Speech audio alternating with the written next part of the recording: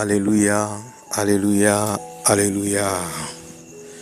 À présent, nous allons prier pour la parole que nous voulons écouter.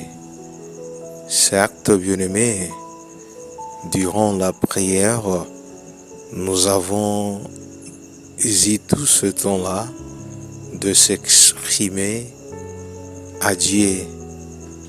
Maintenant, l'heure a sonné où l'Éternel nous parle. Comment est-ce que Dieu nous parle? Il est vrai que le Saint Écriture déclare que le Tout-Puissant nous parle par différentes manières. Une façon certes dont il nous parle, c'est moyennant des Écritures. Nous voulons scripter les Écritures pour que Dieu puisse nous parler. Chacun de nous va prier, va dédier ces moments entre les mains du Seigneur, dire à Dieu, me voici Seigneur, parle-moi, me voici non pas loin de toi, mais juste à tes pieds pour t'entendre. Ce jour-là, Marie, elle était venue assise à tes pieds et rien que pour écouter ta parole, la parole qui est vie. Je me souviens lorsque Pierre plutôt avait dit, Seigneur, où irons-nous? Car c'est toi qui as la parole de vie, Seigneur. Viens, parle à tout un chacun de nous. Saint-Esprit, convainc nos cœurs au nom puissant de Jésus-Christ. Nous mettons hors de ta dénuire tout ce qui n'est pas à toi. C'est dans le nom glorieux et puissant de notre Seigneur Jésus-Christ, nous avons ainsi prié. Amen.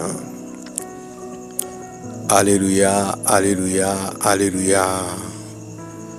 Nous allons ouvrir nos Bibles à présent dans le livre de Hébreux chapitre 12, le 14e verset. Nous lirons également 1 Thessaloniciens 5, le verset 23e. Mais commençons d'abord avec le passage du Hébreux 12, 14. La parole nous dit, recherchez la paix avec tous et la sanctification sans laquelle personne ne verra Dieu. Et nous lirons 1 Thessaloniciens, le chapitre 5, le verset 23. Je lis au nom de Jésus-Christ. Que le Dieu de paix vous sanctifie lui-même tout entier et que tout votre âme, l'esprit, l'âme et le corps soient conservés irrépréhensibles lors de l'avènement de notre Seigneur Jésus-Christ. Alléluia, Alléluia, Alléluia. Il est important que nous puissions nommer le thème que nous aurons à exploiter en ce jour. Bien-aimés, s'il faudra intituler notre enseignement de ce jour, je dirais la sanctification du corps. Il est à savoir que nous avons 3 types de sanctification.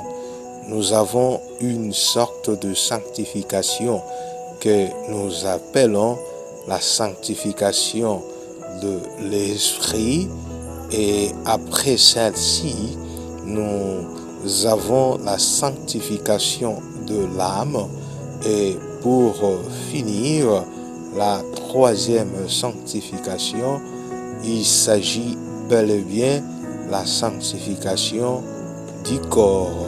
Donc c'est ce que nous aurons à expliquer tout au long de notre prêche. Mais avant toute chose, j'aimerais que nous puissions parler ou essayer un peu de clarifier ces concepts, la sanctification. La sanctification vient du verbe sanctifier. Quand nous parlons de sanctifier, c'est-à-dire rendre saint. Dans la sanctification, nous avons aussi la sainteté. Et quand nous parlons de la sanctification, c'est aussi l'absence du péché. Voilà comment nous pouvons définir ces concepts sanctification. Chaque fois que la Bible nous parle de la sanctification, nous devons nous référer à une vie sans péché. C'est ça la sanctification. Raison pour laquelle plus d'une fois, les Saintes Écritures nous disent que le Seigneur est saint. Vous voyez, ça c'est très important. Ici, j'aimerais aussi survoler quelque chose en disant, je ne peux pas être chrétien ou appelé enfant de Dieu. De l'autre côté, la vie que je suis en train de mener, ce n'est pas une vie sanctifiée, une vie sainte. La vie chrétienne, je le dis souvent, commence par la sanctification. Vous ne pouvez pas dire que vous êtes chrétien, enfant de Dieu, sans pour autant expérimenter la sanctification dans votre vie. Alors, pour entrer au vif de notre sujet, j'aimerais commencer par cette petite illustration.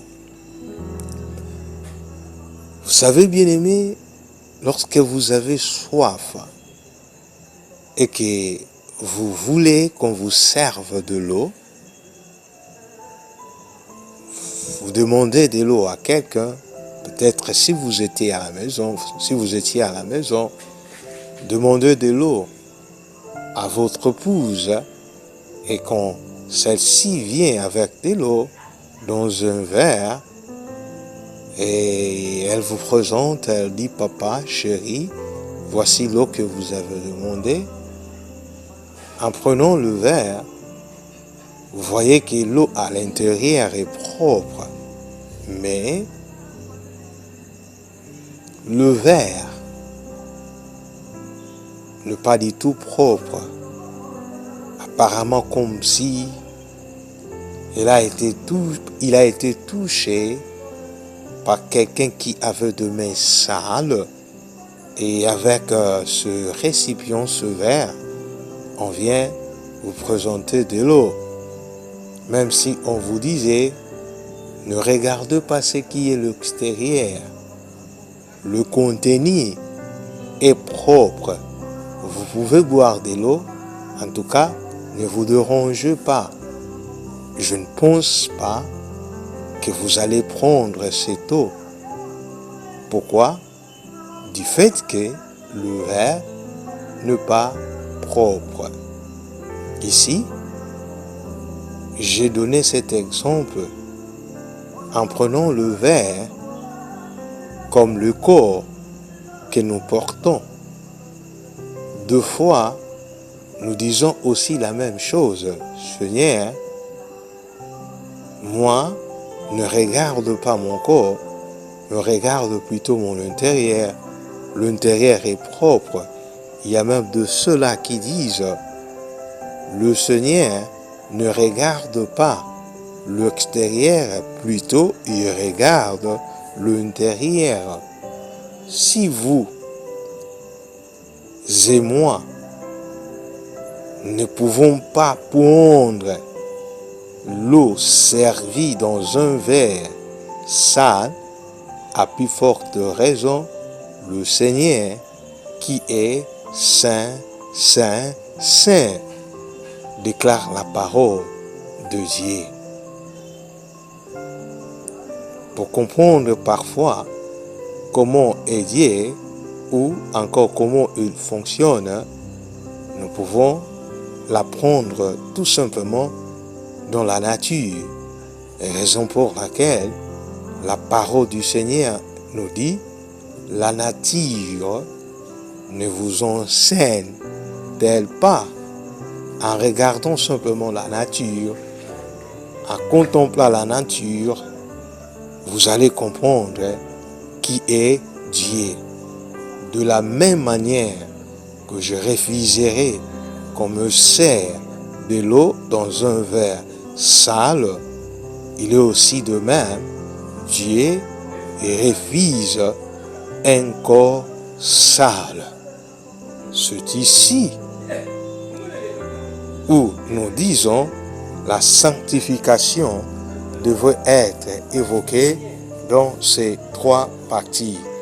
À savoir, nous avons la partie esprit, âme et puis corps. Quand aujourd'hui, nous parlons de la sanctification du corps.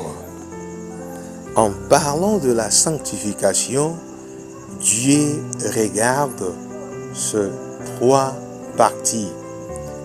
Détrompez-vous, chers bien-aimés, en disant Dieu ne regarde que l'intérieur. Non, il regarde même le corps. Il dit dans sa parole, ne savez-vous pas que votre corps est le temple du Saint-Esprit? Ici, on ne dit pas, ne savez-vous pas que votre âme, on ne parle pas de l'esprit, plutôt on parle du corps, on dit que ceci est le temple du Saint-Esprit. Ici, je comprends que le Seigneur prend en considération ce qui est notre corps.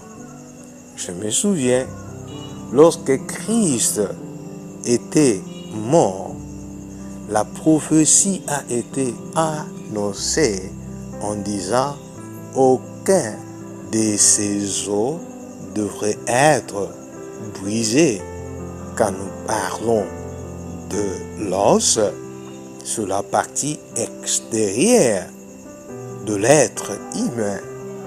Si le Seigneur veillait pour que les os du Seigneur Jésus-Christ ne soient pas brisés, ceci démontre qu'il fait attention au corps. Nous avons plusieurs passages qui peuvent appuyer ce dont nous disons. Si vous négligez la sanctification du corps, sachez, bien-aimés, que cela peut vous induire dans le lieu du tourment. Beaucoup sont dans le lieu des tourments, ils se retrouvent là parce que la sanctification du corps n'a jamais été vécue dans leur vie lorsqu'ils étaient ici-bas sur la terre. La question qu'on peut se poser, que faire pour mener une vie de sanctification du corps, parce que celle-ci peut m'entraîner en enfer si je ne fais pas attention. Lorsque nous parlons de la sanctification du corps, nous devons savoir la manière où Dieu nous a créés. Il n'y a pas d'erreur, il n'y a rien qui manque à l'homme. Bien-aimé, tel que vous êtes là, Dieu vous a très bien créé.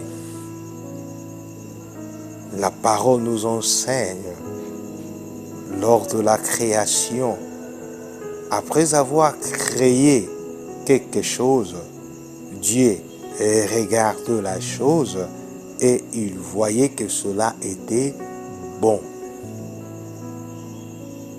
Ceci me pousse à dire, lorsqu'il avait créé l'homme à son image, par rapport aux autres choses qui n'ont pas été créées, même par son image, cependant il disait que c'était bon, à plus forte raison l'homme.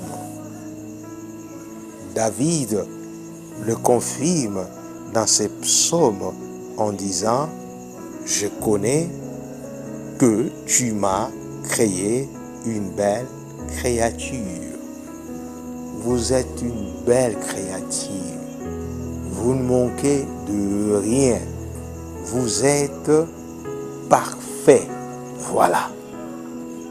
Si vous êtes parfait, c'est-à-dire, vous n'avez aucun droit à ajouter quelque chose sur vous. En faisant cela, vous allez compromettre votre sanctification du corps. Il y a de ceux-là qui commencent à faire des ajouts. Un bon matin, il se réveille, il va se regarder dans le miroir, il constate qu'il y a quelque chose qui ne va pas dans son corps. Le voilà, aller ajouter de faux cheveux. Cependant, Dieu lui a déjà donné ses propres cheveux.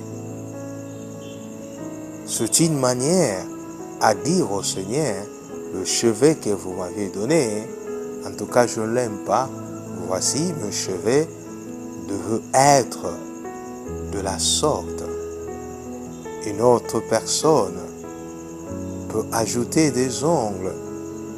C'est aussi une manière de dire au Seigneur, les ongles que tu m'as donnés, je le déteste. Il a fallu que j'aie ce genre d'ongles. Chaque fois que nous ajoutons quelque chose dans notre corps, il y a même de ceux-là qui changent la couleur de leur peau. Il y a même de ceux-là qui vont loin. Qui vont loin à faire des choses que vous ne pouvez imaginer. Tout ça, c'est au nom de la beauté. Tout ça, c'est parce que les gens puissent me voir. Cependant, vous ne savez pas que vous entrez en conflit avec le Seigneur. Nous devons retenir une chose, que le monde spirituel ne fonctionne pas de la même manière avec ce monde physique que nous voyons. C'est tout à fait différent.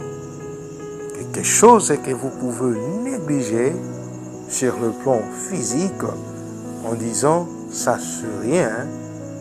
Or, spirituellement, cela peut vous causer du tort. Peut vous causer du tort, vous compliquer même la vie.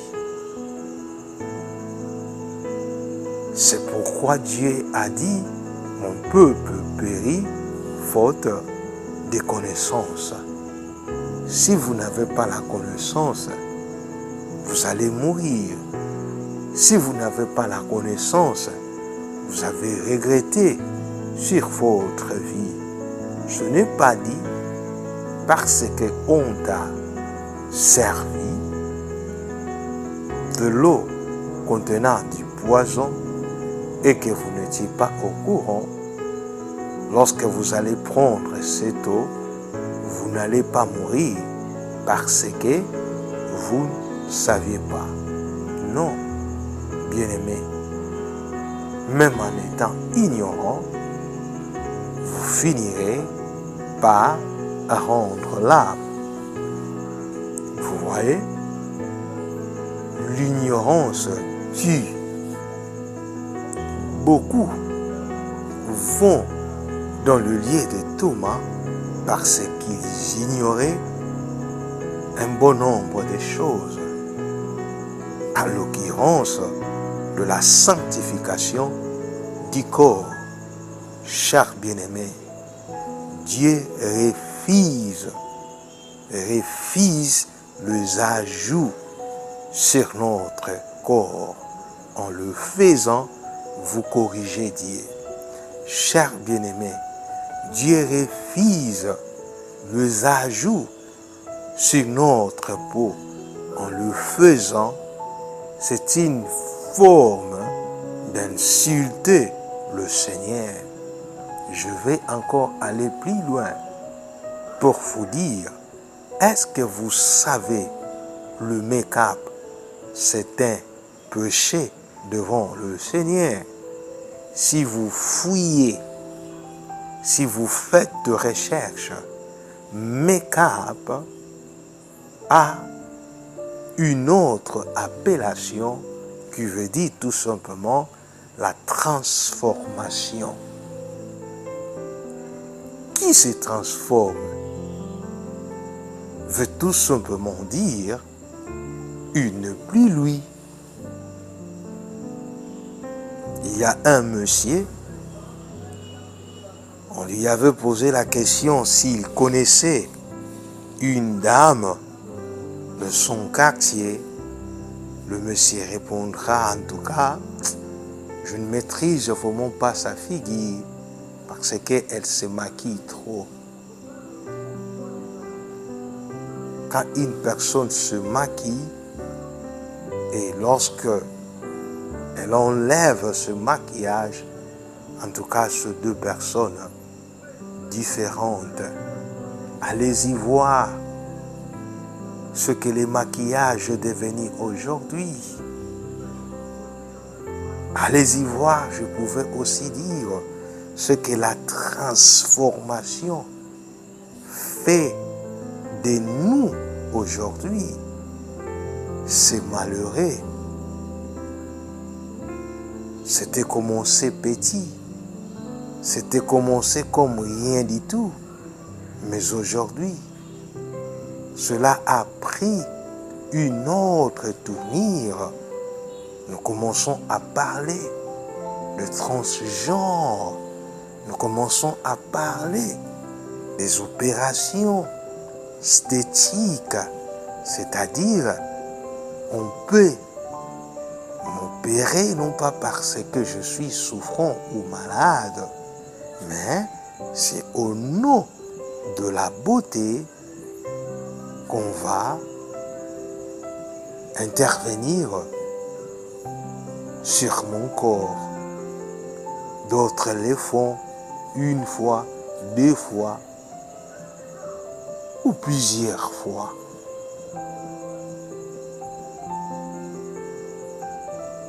Les opérations esthétiques au nom de la beauté, tout ça provient de maquillage plutôt. Donc, cela a atteint un niveau où les hommes sont arrivés à ce point. Nous parlons tout simplement de ceci. Et si nous pouvons parler de transgenre, là où nous voyons un homme qui veut à tout prix devenir une femme et vice versa. Parfois, peut-être vous-même, vous vous demandez où va le monde bien-aimé? Où va le monde? Les tatouages n'en parlons même pas. L'homme veut détruire son corps. L'homme ne veut pas laisser son corps tranquille tel que le Seigneur l'avait créé. C'est un péché pour celui qui détruit son corps. Dieu nous demandera des comptes sur toutes ces choses que nous sommes en train de faire. La parole de Dieu nous dit dans Hébreux 12, 14, recherchez la paix avec tous et la sanctification sans laquelle personne ne verra Dieu. Sans la sanctification à ces trois dimensions, personne ne peut voir le Seigneur. Mais moi qui prêche, je ne pourrai voir le Seigneur si je ne mène pas une vie de sanctification dans trois ces aspects. Chère maman, débarrasse-toi de toute forme de correction au Seigneur au niveau de votre corps. Débarrasse-toi de mèches. Dieu n'aime pas des ajouts. Débarrasse-toi des cabellos. Débarrasse-toi des fossiles. Débarrasse-toi des faux ongles. D'ailleurs, on l'appelle faux. Cependant, le Seigneur Jésus-Christ a dit, je suis la vérité. Christ n'est pas faux. Alors si Christ qui vit en moi est la vérité, qu'est-ce que les faux objets font sur mon corps? Qui dit faux veut tout simplement dire mensonge. Vous voyez, spirituellement parlant, ceci veut dire quelque chose que vous ne saisissez pas. Faux ongles, faux cils, faux je ne sais pas moi quoi. Ne vous compliquez pas la vie. Ceci sont des pièges de l'ennemi afin de partir en enfer avec un bon nombre de gens. Je vous demander, est-ce que vraiment je saurais vivre en me dépouillant de ces choses? Qu'est-ce que je veux devenir? Qu'est-ce que je veux devenir plutôt? Laissez-moi vous dire, si vous vous dépouillez, si vous abandonnez ces choses, vous ne serez pas la première personne. Vous dites, si j'étais en Afrique, ça allait peut-être, ça allait être bien. Si j'étais au village, ça va encore. Mais ici, je suis en ville. Laissez-moi vous dire, là où vous êtes, il y a des femmes qui ont dit non à ces choses. Dépouillez-vous. Chers frères, il faut enlever tous ces tatouages sur votre corps. Vous suivez qui? De vedettes. Vous suivez qui? De stars. Vous suivez qui? De footballeurs. Ils ne sont pas un bon exemple pour vous. Dieu déteste les tatouages. vivez une vie de sanctification du corps en prenant soin de votre corps parce que Dieu vous demandera des comptes sur ce corps-là qu'il vous a donné. Le jour du jugement, il vous posera la question: qu'as-tu fait de ton corps?